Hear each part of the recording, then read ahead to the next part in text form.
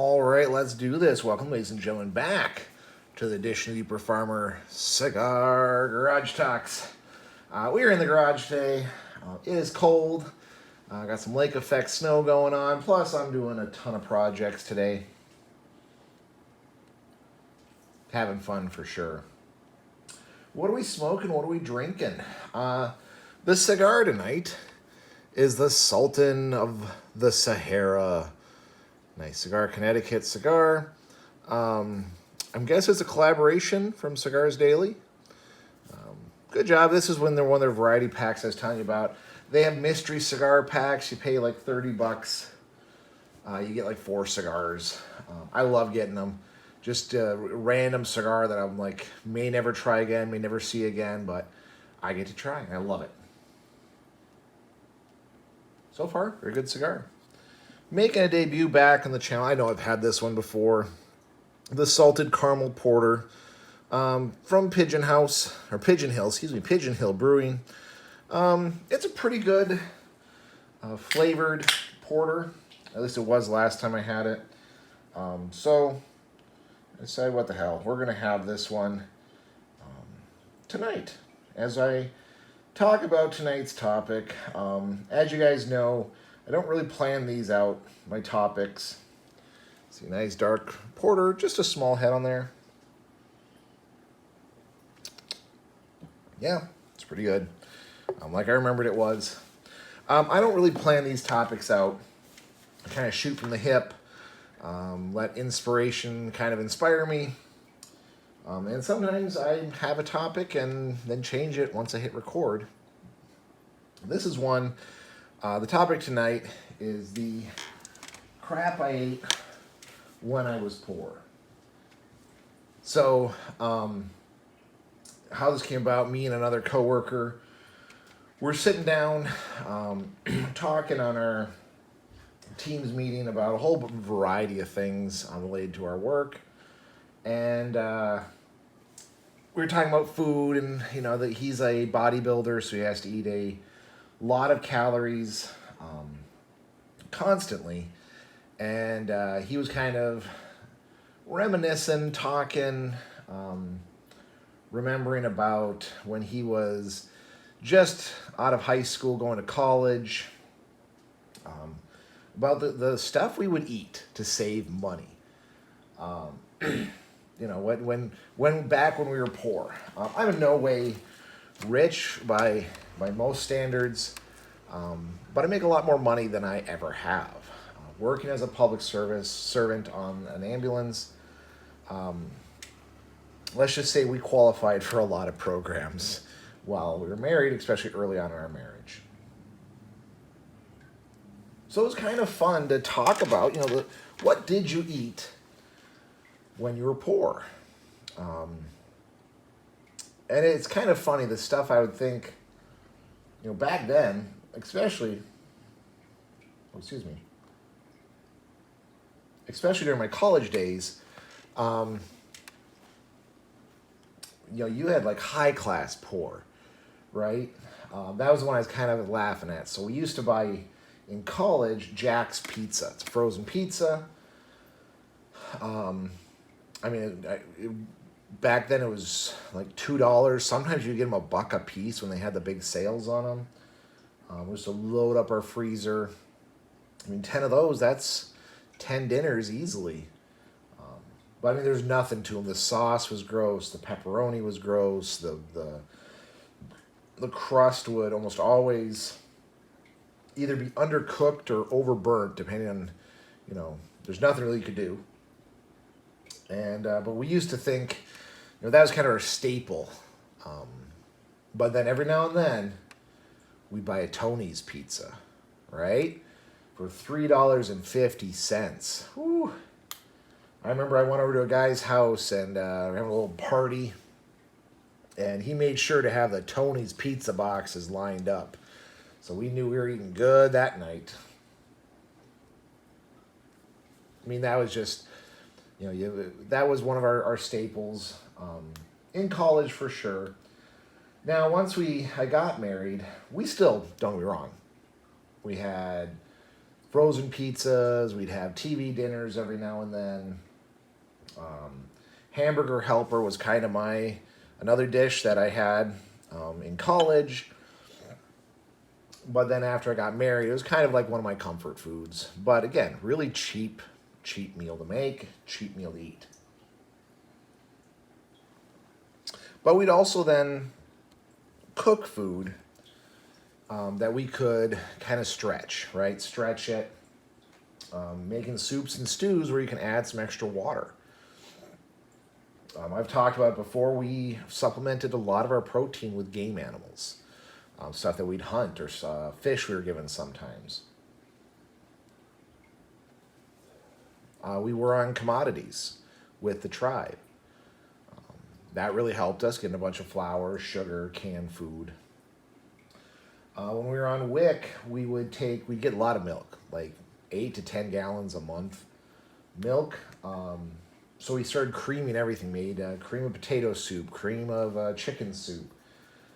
We'd do shit on a shingle. We would do all sorts of milk-based creamy recipes. We made our own yogurt to really help stretch that dollar a little bit further.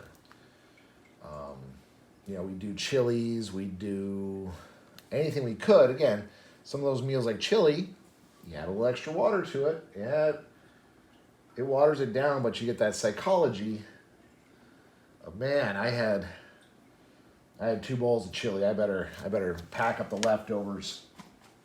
I don't want to overeat. So you felt full, which was enough. I mean, we didn't starve by any means. We always had, me and homeschooling mom and all our children always had full stomachs, and there was always food around. But even today, we still try to make food that we can kind of stretch the old dollar out. We were kind of laughing. We're in the store and we saw a thing of was it Banquet Salisbury steaks. When we were feeling really bougie, we would buy a box of those and a box of instant mashed potatoes, and that we felt like we were being fancy with that. So we told the kids they'd never had it before. So well, let's get it for them. They've had actual Salisbury steak. We make homemade Salisbury steak all the time. It's one of their favorite meals. But they never had the pre-done Banquet, throw it in the oven. Now maybe it's because we made real mashed potatoes with this fake Salisbury steak, but it did not go over very well. I guess shocking to none, right? That it didn't go over very well. Makes complete sense, right? These kids are used to eating the real thing. So, and they don't have to, eat some less than optimal quality food to survive. They'll all be there. They'll all get to the point. Vashman currently is off at college right now. And his college does not provide a food plan. So he has to cook his own food, buy his own food prep, food plan, food prepare, all the words. And he's doing all right with it. He's definitely confided in us that he is sometimes down to one meal a day, either due to laziness or due to not being able to get to the store, or just trying to stretch the buck a little bit. Again, well fed. If you ever asked us for help with food, we'd send them food, we'd send them money. But it's a good thing to really learn how to eat poor. That's one thing me and this guy at work were talking about. Like, we could eat poor, is what I like to call it. We can feed ourselves and our families on very little money. We don't have to go out to eat. We don't have to, put it on a credit card. Putting food on credit cards. In case you're curious, if you're putting food on a credit card, you're not doing okay. That's not all right. You do not want to be putting food on credit cards. That causes nothing but trouble. So, yeah, I really do hope my kids do continue to kind of grow up poor, to learn how to cook poor, learn how to stretch that dollar because it has helped. It's really helped for us to still be able to make sure our kids are well fed, well nourished, well taken care of, but we're not breaking the bank. We can still cover other bills. And not to mention, cheap food is usually homemade food, which is better for you. A lot of these restaurants are using highly processed food.